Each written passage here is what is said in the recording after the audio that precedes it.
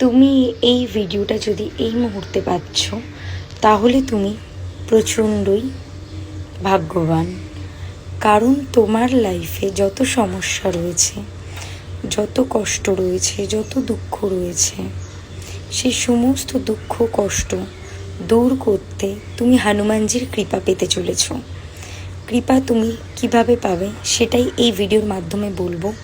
এবং এই এনার্জিটা যদি তুমি ক্লেম করতে চাও, তবে তুমি কমেন্ট বক্সে টাইপ করে দিও ওম হোম হনুমতে নমঃ।